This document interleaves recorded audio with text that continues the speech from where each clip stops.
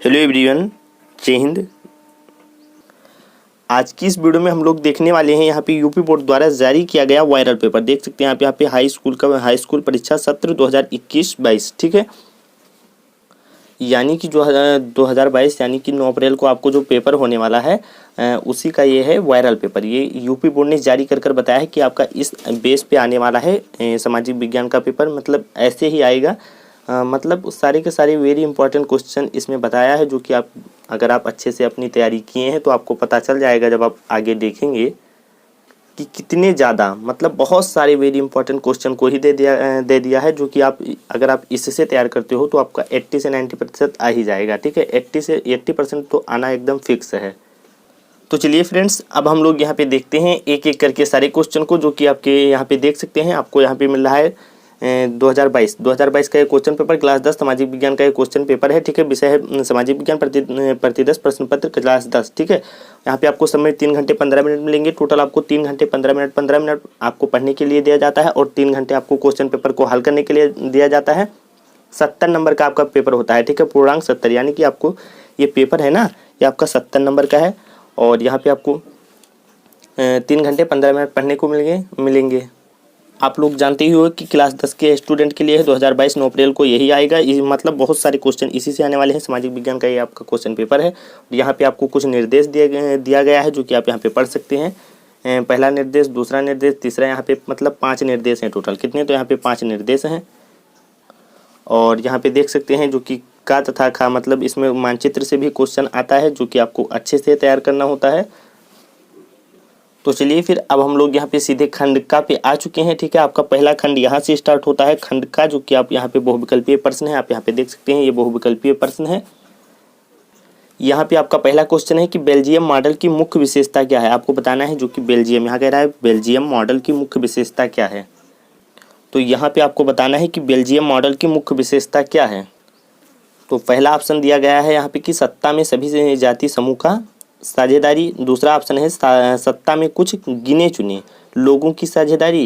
या फिर तीसरा ऑप्शन है सत्ता में सभी धर्म लोगों की साझेदारी। और चौथा ऑप्शन है आपका उपरोक्त में से कोई नहीं। तो फर्स्ट ऑप्शन एकदम सही है, ठीक है। का वाला ऑप्शन एकदम आपका राइट है कि बेल्जियम की मॉडल की मुख्य विशेषता क्या है, तो वह है सत्ता में सभी जाति समूह की साझेदारी।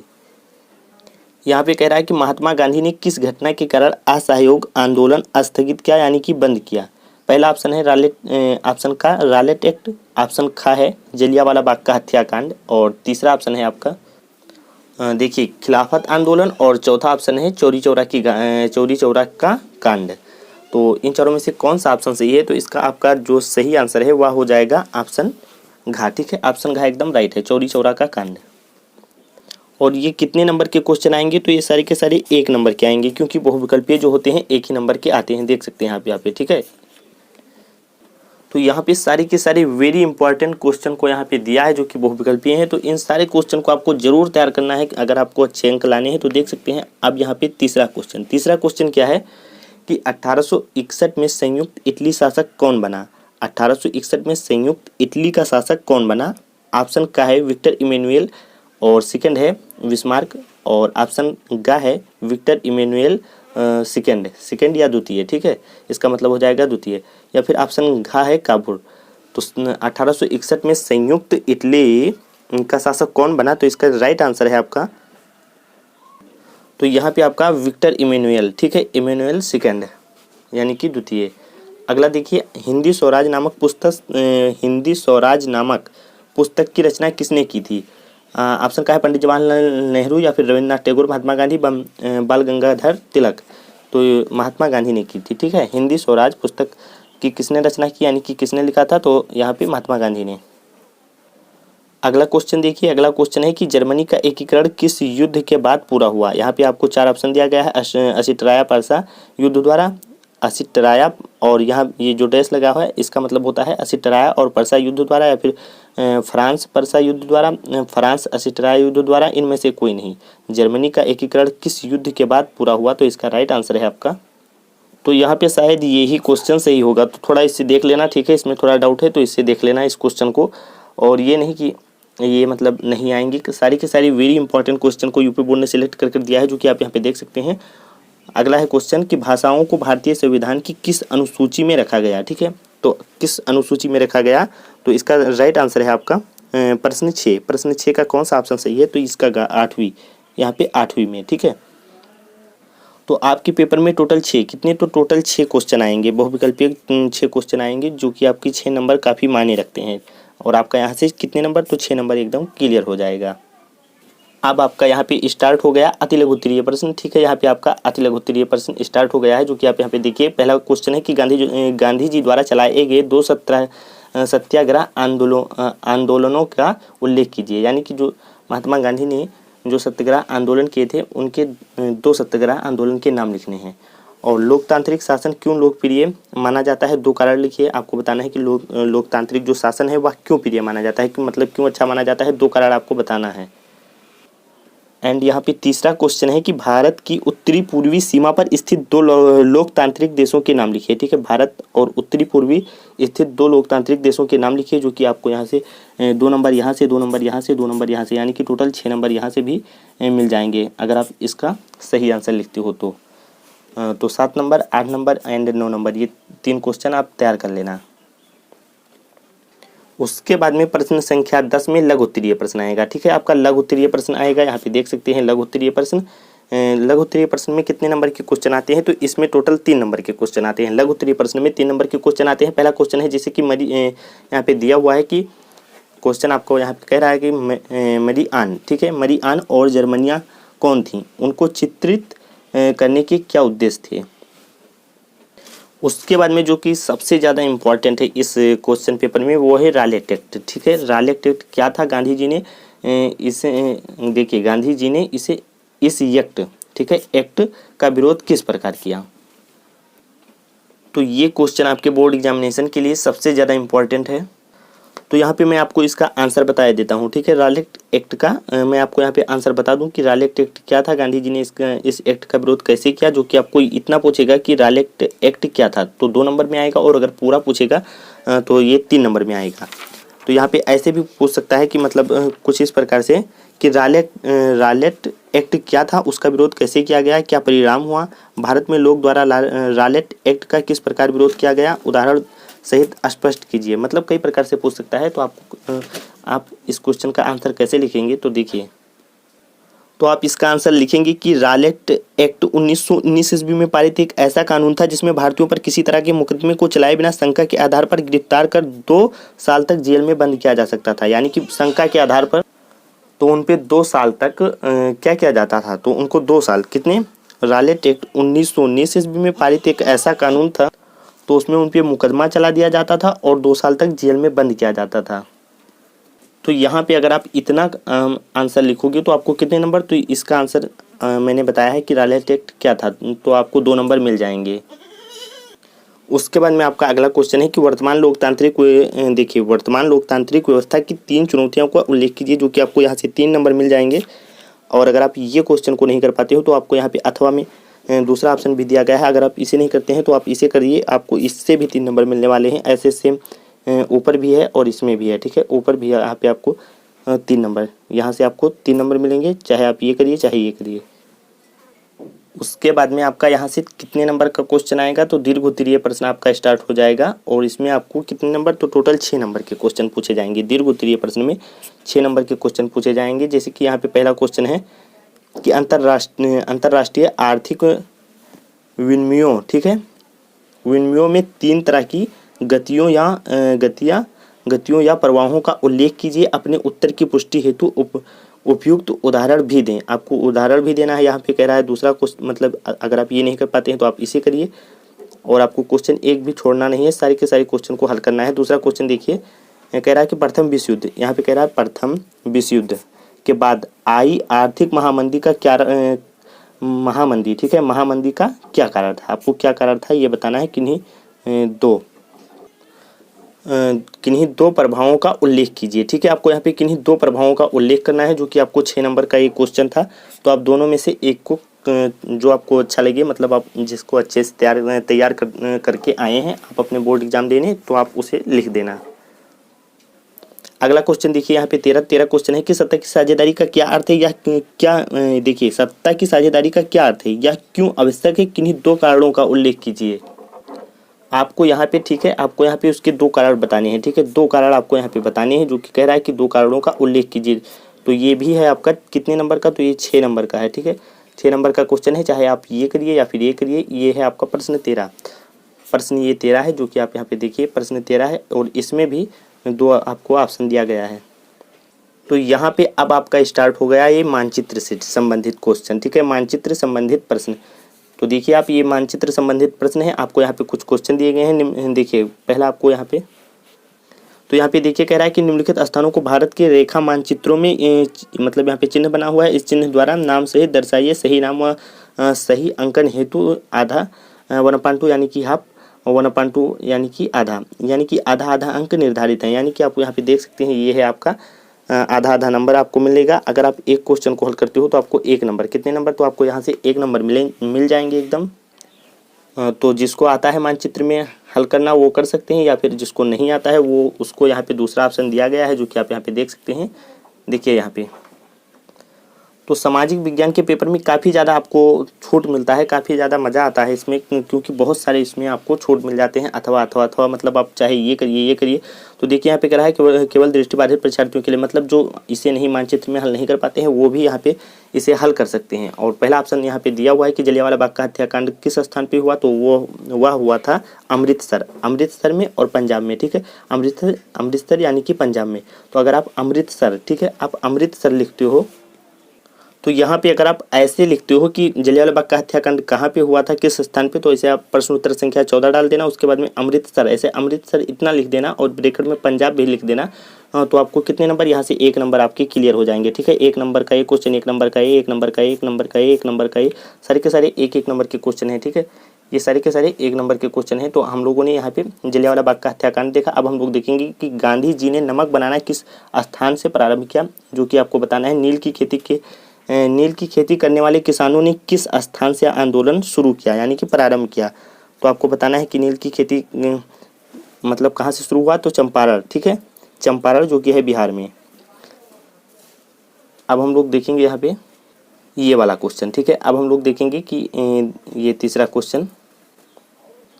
तो चलिए अब हम लोग देखते हैं सूती मिल, देखिए सूती मिल श्रमिकों ने कहाँ सत्याग्रह किया, तो आपका इसका सही आंसर है अहमदाबाद में। ठीक है, अहमदाबाद यानी कि गुजरात में। और दिसंबर 1920 में भारतीय राष्ट्रीय कांग्रेस अधिवेशन किस स्थान में हुआ, तो वह हुआ था मुंबई में। ठीक है, मुंबई में।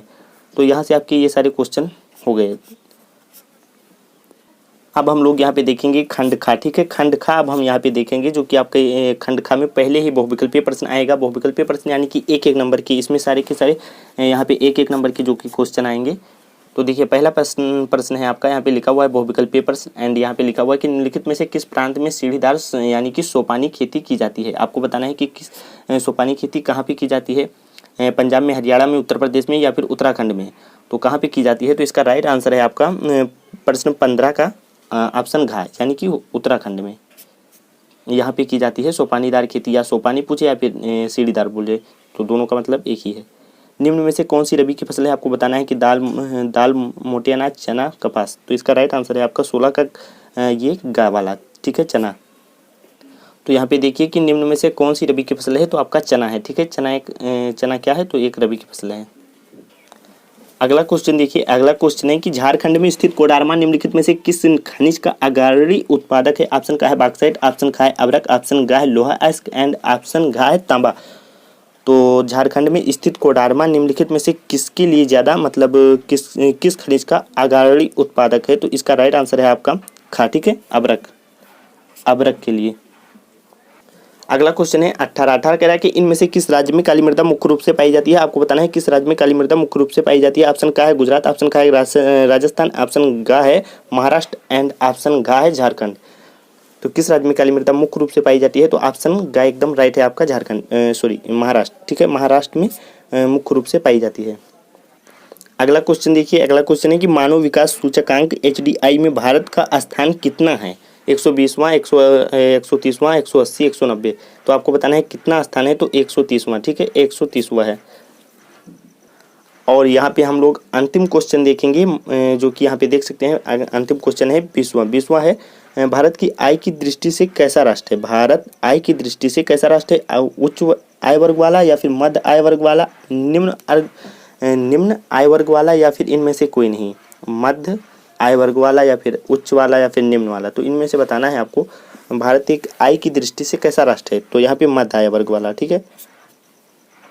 तो इसमें भी खंड खा में भी कितने नंबर? तो 6 नंबर के बहुविकल्पीय प्रश्न आएंगे, जो कि आप यहाँ पे देख सकते हैं। एक एक नंबर के क्वेश्चन हैं और ये भी 6 नंबर के आएंगे खंड खा में और का में भी, यानी कि 12 नंबर के आपके बहुविकल्पीय प्रश्न आते हैं पूरे सोशल साइंस में। अब आपका यहाँ पे स्टार्ट हो गया अतिलघु उत्तरीय प्रश्न। यहाँ पे कह रहा है जैव और अजैव संसाधन का कोई 2 अंतर लिखिए। साकेत घरेलू उत्पाद क्या है?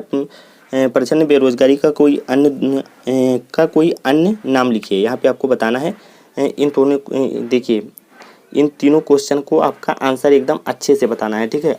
अगर आप अच्छे से बताते हो तो आपको यहाँ से कितने नंबर? तो 2 नंबर ऊपर से, 2 नंबर इससे, 2 नंबर इससे, यानी कि 3 क्वेश्चन से 2 नंबर 2 नंबर 2 नंबर, यानी कि 6 नंबर आपके यहाँ से मिल जाएंगे। सारे के सारे वेरी इंपॉर्टेंट क्वेश्चन हैं, आपको जरूर तैयार कर लेना है। देखिए अब देखिए यहाँ पे लघु उत्तरीय प्रश्न, ठीक है। अब हम यहाँ पे देखेंगे लघु उत्तरीय प्रश्न और कह रहा है कि आग्नेय तथा तो यहाँ पे कह रहा है कि आग्नेय तथा कयांतरित चट्टानों में खनिजों का निर्माण किस प्रकार से होता है, आपको यहाँ पे बताना है, जो कि आपको यहाँ से 3 नंबर मिलेंगे। और यहाँ पे कह रहा है किसी एक पे, और यहाँ पे दूसरा मतलब ये अथवा में कह रहा है, मतलब चाहे आप ये कीजिए या फिर ये कीजिए, जो को चाहे जो आप करिए। यहाँ से आपको कितने नंबर? तो यहाँ से आपको 3 ही नंबर मिलने वाले हैं टोटल यहाँ से। तो आप दोनों में से जो आपको आता है वो कर सकते हैं। यहाँ पे दूसरा भी 25 नंबर क्वेश्चन है, यहाँ पे ये 25 नंबर क्वेश्चन है, इसमें भी अथवा ही लगाकर दिया हुआ है। चाहे आप ये करिए या फिर चाहे आप ये ऊपर वाला कर दीजिए, या फिर वैश्वीकरण क्या है संक्षिप्त परिचय दीजिए। अगर ये वाला वेरी इंपॉर्टेंट है, आप इसे तैयार कर लेना। तो ये भी 3 नंबर का है, तो चाहे जो आप इसे तैयार कर लेना। लेकिन वैश्वीकरण काफ़ी ज़्यादा इंपॉर्टेंट है, जो कि आपको तैयार करना ही करना है, तो आप इसे तैयार कर लेना। तो यहाँ से भी अथवा में क्वेश्चन आएगा 24 में एंड यहाँ पे 25 में भी, ठीक है। तो इन दोनों में ऑप्शन मिलेगा। अब आप यहाँ पे दीर्घ उत्तरीय प्रश्न देखिए, ये है आपका दीर्घ उत्तरीय प्रश्न, ठीक है। इसमें कह रहा है कि अंतर्राष्ट्रीय बाजार किसे कहते हैं? इसकी 5 विशेषता लिखिए। आपको अंतर्राष्ट्रीय बाजार बताना है एंड उसकी 5 विशेषता लिखना है, जो कि आपको यहाँ पे कितने नंबर? तो यहाँ से 6 नंबर 1 + 5 यानी कि 6 नंबर मिलेंगे। आप चाहे ये करिए चाहे ये करिए चाहे, और उसके बाद में आपका ये 26 नंबर के बाद में आपका 27 नंबर क्वेश्चन है कि भारत में उपभोक्ता को सामर्थ्य बनाने के लिए सरकार द्वारा किन कानूनी मापदंडों को लागू करना चाहिए। तो चाहे आप ये करिए तो भी आपको 6 नंबर मिल जाएंगे, या फिर आप ये करिए तो काफ़ी ज़्यादा इजी होता है सोशल साइंस का पेपर। तो आप दोनों में से जो आपको आता है वो कर सकते हैं, ठीक है। चाहे आप ये करिए या फिर आप ये वाला भी कर सकते हैं। तो काफ़ी ज़्यादा इजी ये क्वेश्चन था। यहाँ पे आपको अथवा लगा हुआ मिल जाता है। एंड यहाँ पे आपका अंतिम क्वेश्चन और लास्ट यानी कि आखिरी क्वेश्चन है मानचित्र से संबंधित, जो क्या है 28 नंबर, ठीक है। ये 28 नंबर वाला एकदम लास्ट क्वेश्चन है सामाजिक विज्ञान के क्वेश्चन पेपर, ये आपके पेपर का, ठीक है। ये 28 नंबर एकदम लास्ट है। कह रहा है कि निर्देश, यहाँ पे निर्देश दिया है कि दिए गए भारत को मानचित्र में निम्नलिखित को दर्शाइए। आपको यहाँ पे पहला क्वेश्चन दिया हुआ है कि पश्चिम बंगाल का एक उद्यान, यहाँ पे चिन्ह बना हुआ है और यहाँ पे लिखा हुआ है चिन्ह द्वारा नाम सहित, यानी कि इस चिन्ह द्वारा आपको नाम सहित दर्शाना है, जो कि आपको 1/2 + 1/2 यानी कि 1 नंबर मिलेंगे, आधा नंबर मिलेंगे। ऐसे यहाँ पे मतलब दिया हुआ है। चाहे आप ऊपर वाला करिए ये वाला, या फिर आप यहाँ पे अगर आप अपने उसमें पेपर में जो आपको मानचित्र का पेपर मिलेगा, अगर आप उसमें ये क्वेश्चन को हल नहीं कर पाते हैं, यानी कि उसमें नहीं भर पाते हैं, तो आप इन क्वेश्चनों को, यहाँ पे आपको दूसरा ऑप्शन भी दिया गया है, चाहे आप तो अगर आप इन क्वेश्चनों को उसमें अपने मानचित्र में नहीं हल कर पाते हैं, नहीं से अच्छे से भर पाते हैं, फिलिप कर पाते हैं, तो आप यहाँ पे उसका आंसर भी लिख सकते हैं अपनी उत्तर पुस्तिका में, जो कि आपको यहाँ पे लिखा हुआ दूसरा ऑप्शन मिल गया है, जो कि आप यहाँ पे देख सकते हैं। और इसके बाद में कोई क्वेश्चन यहाँ पे नहीं है। तो यहाँ पे कह रहा है केवल दृष्टिबाधित परीक्षार्थियों के लिए, जो कि मतलब जो बच्चे मतलब इसमें फिलअप नहीं कर पाते हैं, नहीं भर पाते हैं, तो आप यहाँ पे इसे अपने उत्तर पुस्तिका में ऐसे प्रश्न उत्तर संख्या 28 डालकर एंड यहाँ पे फर्स्ट सेकंड थर्ड फोर्थ मतलब 5 का ऐसे 1 2 3 4 5 ऐसे लिख लेना। उसके बाद में यहाँ पे उसका आंसर भी लिख देना, जैसे फर्स्ट लिखना, उसके बाद में उसका आंसर, उसके बाद में दूसरा, उसके बाद में तीसरा, उसके बाद में चौथा, फिर 5वां, ऐसे मतलब आप आंसर लिख देना। तो कह रहा है कि पश्चिम बंगाल का एक उद्यान का नाम लिखिए। पश्चिम बंगाल का एक उद्यान का नाम लिखिए। नर्मदा नदी बने बांध का नाम लिखिए। उत्तर भारत की एक नदी का नाम लिखिए। झारखंड के कोयला खान के नाम लिखिए। भारत के पूर्वी तट पर स्थित एक पतन का नाम लिखिए, जो कि आपको यहाँ से एक एक नंबर, ठीक है, एक एक नंबर यहाँ से मिलने वाले हैं। तो यहाँ पे मैं आपको ये इसमें एक दो क्वेश्चन का मैं आपको यहाँ पे सोल्यूशन भी दे दूँ। जैसे यहाँ पे क्वेश्चन है आपका कि तो आप इसे देख लेना। जैसे कि यहाँ पे लिखा हुआ है कि भारत के पूर्वी तट पर स्थित एक पतन का नाम लिखिए, तो वो है आपका कांडल, ठीक है, कांडल या फिर हल्दिया। और यहाँ पे जो ये वाला क्वेश्चन है कि नर्मदा नदी पर बने बांध किस, मतलब यहाँ पे जो बांध वाला है इसका हो जाएगा आपका सरदार सरोवर बांध, ठीक है, इसका हो जाएगा सरदार सरोवर बांध। और इसका हो जाएगा हल्दिया या फिर कांडला, ठीक है, जो कि आपको यहाँ से एक एक नंबर मिल जाएंगे। तो यहाँ से इन दोनों क्वेश्चन का आपको आंसर मिल गया, ठीक है, ये बांध वाला एंड यहाँ पे ये वाला।